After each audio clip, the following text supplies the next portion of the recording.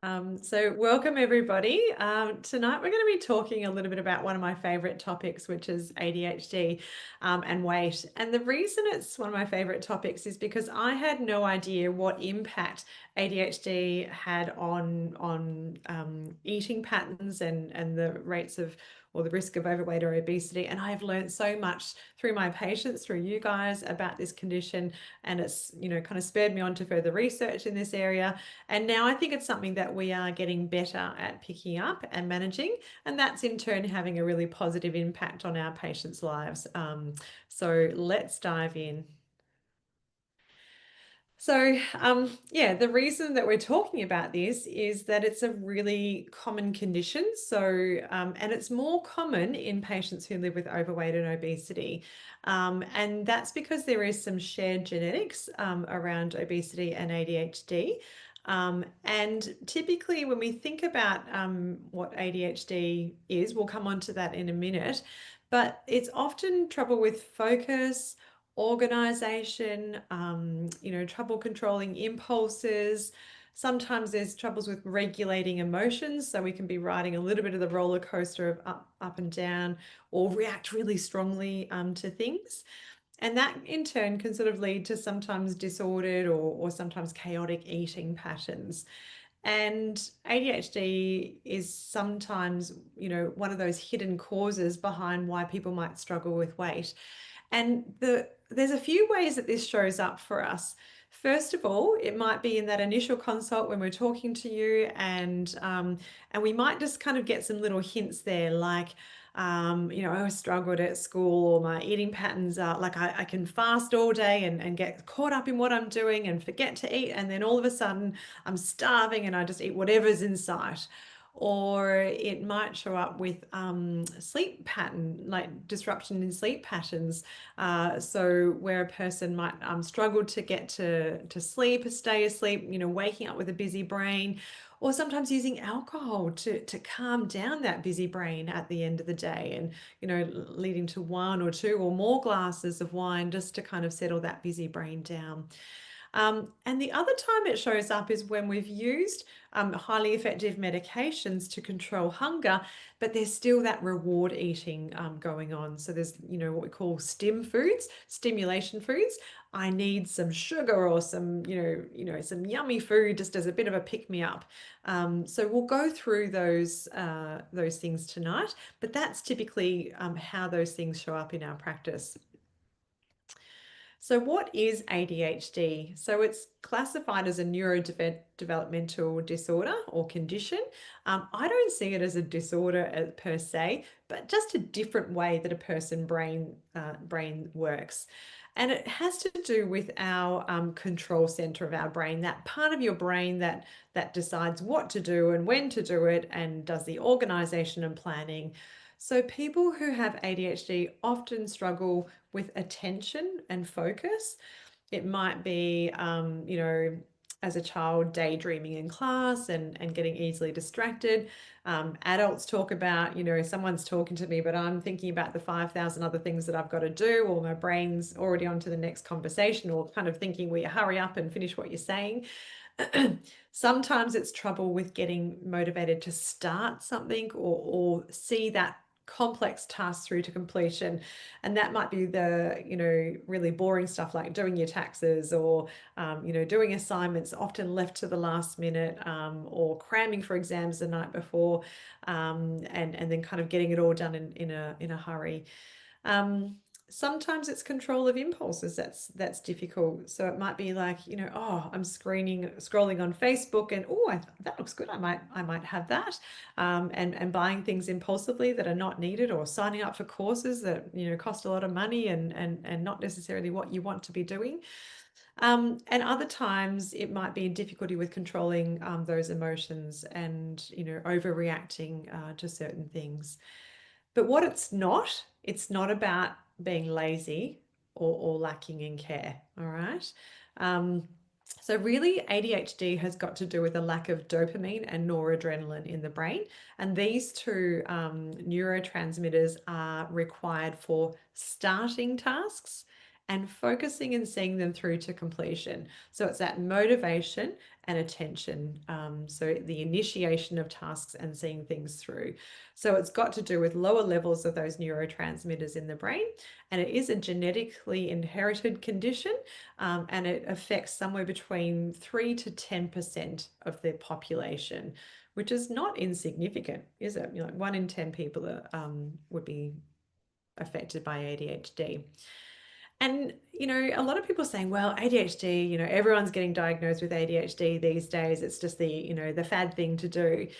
And it's true that there are more people being diagnosed, but is it that there's more people with ADHD, or is it that we're better now at picking that up and diagnosing it? And then it leads us to the question of, well, what's the advantage of having a brain that has ADHD? And someone explained this beautifully to me, where they said, well, you've got the methodical, logical brain. And if we think about the farmer and the huntsman, so the farmer's methodically doing, plowing their field and sowing their seeds and thinking about the weather patterns and just making sure that everything is just right. So they're very much logical, attention focused. But the huntsman's talking to the farmer, and he's looking at the fox that's wandering up over the hill there, and he's looking at the rain clouds and the thunderstorms patterns that he can see in the distance. So his attention is not just with the person that's there, but is spread out and picking up different signals at different times, because he has the ability to see things broadly and look at the big picture. And I often say to patients with ADHD, can be a superpower if you know and can recognize how your brain is working, because often people are more creative, can look at the big picture, are good at handling, lots of tasks at once. But if you need to go deeper and concentrate, that's where it can show up. But it's just figuring out what are your superpowers and how do you play to your strengths. Okay, so we talked about the stats. It does affect between 3 to 10% of the population, but about 1 in 20 adults are affected. But many have been missed. There's misdiagnosis in children because it wasn't recognized as well back then. It might have been put down to just being a naughty kid, or the daydreamer, the inattentive type ADHD might have been missed, and because they weren't making a racket or a noise or being disruptive to the class, but rather just was off in their own little world. So it can go unmissed, unrecognized, sorry, but it does show up, as an adult, as, always feeling like a person's on the go mentally, just can't sort of settle that brain down. It might be that a person starts, 1, 2, 3, 4 courses, or changes jobs numerous times, trying to figure out what's right for them. It might show up as, running late for appointments chronically, or losing things like the keys or the phone, or, where did I put this thing, going into a room and going, oh, that's a nice thing, I'll get distracted there, and forgetting what they went in there for, or just following through on tasks that take a lot of mental effort and energy to do. So it can be easy to miss. So we've talked about some of those ways that it shows up. So what is the trouble, or what is the dysfunction that shows up with ADHD? Well, really, you can think about that central part of your brain where executive function happens. That's the part of your brain that's a little bit like a project manager.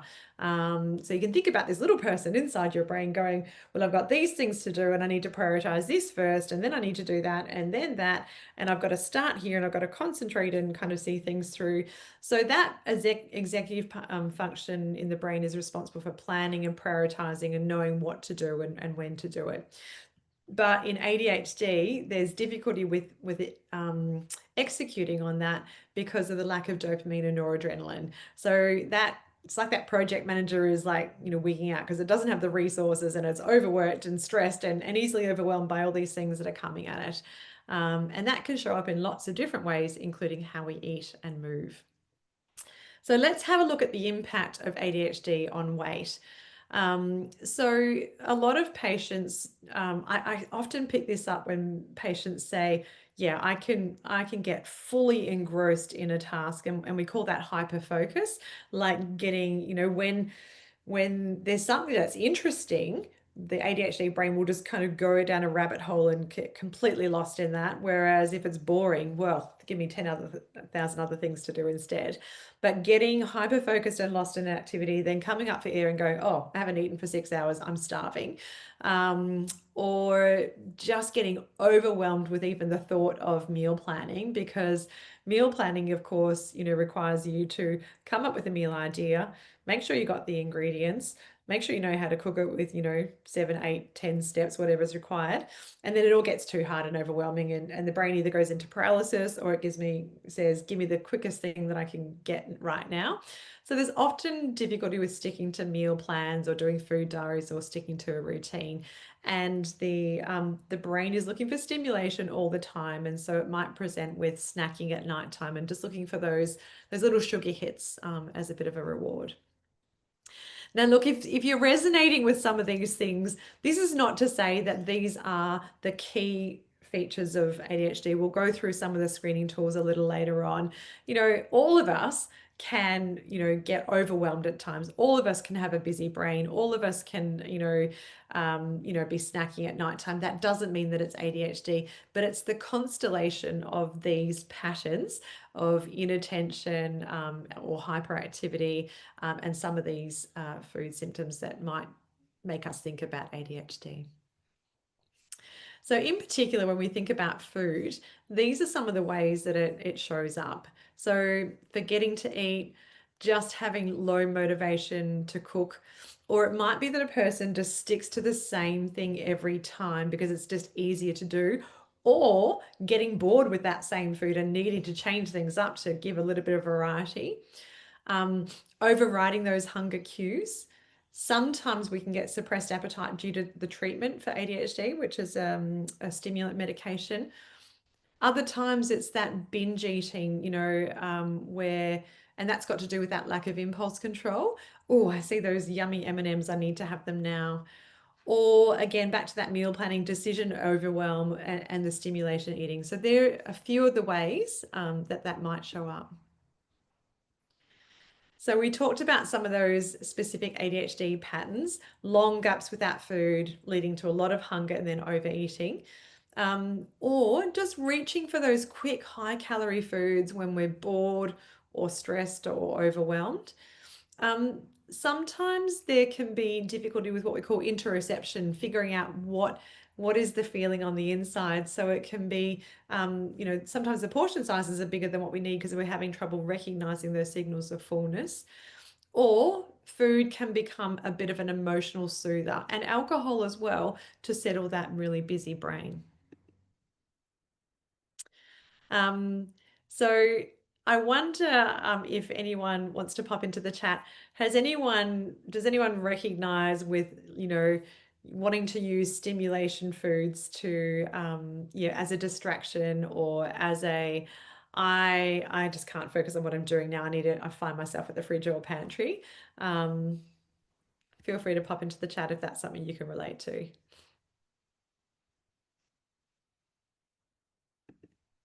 Yep. It happens to me all the time. But it Yeah. explains, like, because I was diagnosed early this year, and Yes. it just explains so much of, Doesn't it?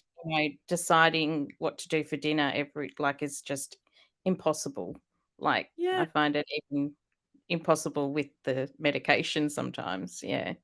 Yeah.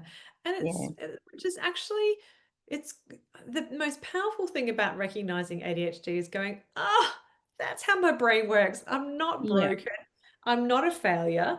This is just that, my brain, there's a little lack of some of those important neurotransmitters. There are some benefits to my condition that I can harness, but I've got to plan things to make food preparation easy, right? yeah, So yeah, that's what we need to do. Yeah, thanks for sharing. no worries. So yeah, sometimes our brain is looking to get that dopamine hit. And we figured out in COVID, when there was a lack of pleasure in lots of different ways, that food and alcohol can provide that dopamine reward. Particularly the high carb, high fat, high sugar foods. They're the ones that really give a dopamine hit. So a steak and salad typically doesn't. Your salted caramel ice cream or a donut typically does give that dopamine hit, and then it reinforces that reward pathway. And the brain recognizes, and if it sees, smells, has comes into contact with those foods, then it sends off an anticipatory release of dopamine as well, which again kind of leads to that overeating. So yeah, we need to recognize that for what it is. And then the job is to look for some non-food dopamine hits. So that could be playing Candy Crush on your mobile phone, or it might be, put on some music and have a bit of a dance and a boogie in your kitchen. Or it might be, that you do, Tetris or Sudoku, or some other sort of game that can give you that little bit of a dopamine hit. It's going to be different things for different people, but I'd encourage you, if this is an issue for you, to make a list of your non-food rewards that you can do. Simple things that you can pull out when you're like, oh, I could have that bit of food, or I could, give myself a dopamine reward in another way.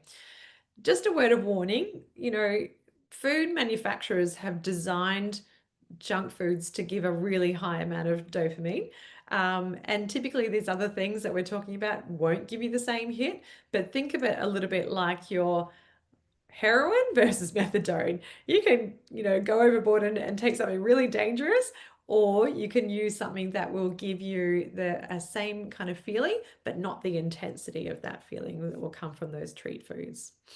It's probably a bad analogy talking about drugs, but it actually is quite similar in the effect that sugar has on the brain. So really, it's not just about willpower when it comes to ADHD. If we were to not recognize ADHD, we could put, lack of attention to diet down to forgetfulness or being too disorganized or not having enough willpower. That's not true. It's got to do with how the brain works, and it's often looking for these high sugary, high fat foods, or there can be just difficulty in getting those meal planning going. So, and the other thing, apart from those habits around food, ADHD can also impact on sleep. So, those racing thoughts at nighttime, having difficulty getting off to sleep because the brain's just so busy, that can lead to staying awake for longer hours. All of a sudden you're 5 hours after a meal and you're starting to get hungry again. Or the low energy and motivation can make it hard to get going with exercise or to get into a routine. Having said that, we'll talk about this soon, exercise is excellent for raising those dopamine and noradrenaline levels as well. Sometimes ADHD hangs out with other mental health conditions such as anxiety and depression, and binge eating actually is quite common with ADHD. So that can also impact on weight. And it can also just lead to a sense of feeling like a failure. Like, well, why can't I get my together? Why can't I stick to a dietary plan? But really, we have to understand, okay, this is just how my brain works, and I've got to work with it, okay, rather than layering, shame or criticism. Okay, I'm going to skip over that one. So when do we start to think about, could this be ADHD? So we might consider ADHD if we see that pattern from childhood. So that's one of the key criteria of ADHD. It doesn't come on in adult life. It might be only diagnosed in adult life, but the signs and the symptoms were there in childhood. So if all of a sudden, at 30 years of age, you're noticing these symptoms, it's probably not ADHD.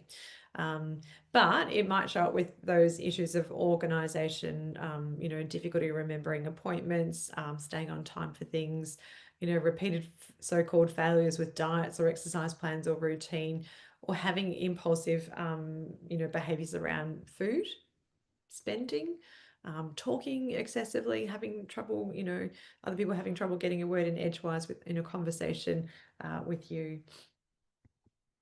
So there are some screening tools that you can use if you have not been diagnosed and you wonder if this is you. I just wanted to share a couple of them. We have got on our website, how do I know if I've got ADHD? And there are a couple of screening tools on here. These are all downloadable. So you can download those if you want to. Just search for how do I know if I have ADHD. And those screening tools are tools that we use as clinicians to give us a bit of an idea, because there's no blood test for ADHD, there's no scan. It's based on reported symptoms, and so we look at those in a number of different ways, hence why we have these different tools. And what we'd get you to do is to fill those out, complete them, and bring those back into your GP, and we go through those together with you and look at the likelihood of ADHD. If we think that that's a possibility, then we would probably refer you to a psychiatrist, because it's only a psychiatrist that can make the diagnosis at this point in time. Although you may have heard interstate, there's changes afoot, and hopefully GPs will be able to formally make that diagnosis and initiate treatments. But we're currently reliant on the psychiatrist to make that assessment and diagnosis and provide an assessment letter that they send back to us as the GP. Then we have to upload it to an authority that says, yes, you can now prescribe stimulant medication for this patient. And it really bothers me because, having ADHD is hard enough as it is, but you've got to jump through all these hoops. You've got to fill out all these forms. You've got to see the psychiatrist. You've got to, wait for the psychiatrist to send a letter back to your GP. The GP has to then apply for a permit. The permit has to be reviewed every 2 years. So you mustn't forget to go back and get another referral to the psychiatrist to get that done. It's hard work. So we're trying to advocate to make that pathway a little bit more smoother for yourselves. But yeah, why put all these hoops in front of patients? It makes me mad.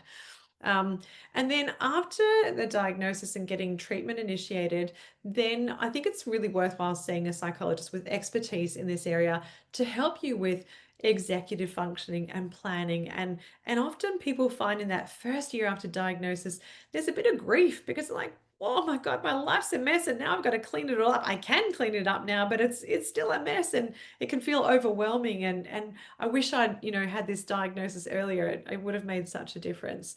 So our GPs at Alivia are quite good at screening for ADHD, helping you to get a diagnosis, supporting you with how that interacts with your weight, and with meal plans that are suitable if you've got ADHD as well. We've just talked about those. So in the members portal, there's a couple of useful resources. We've got a little booklet here in the members portal called Nutrition Hacks for ADHD.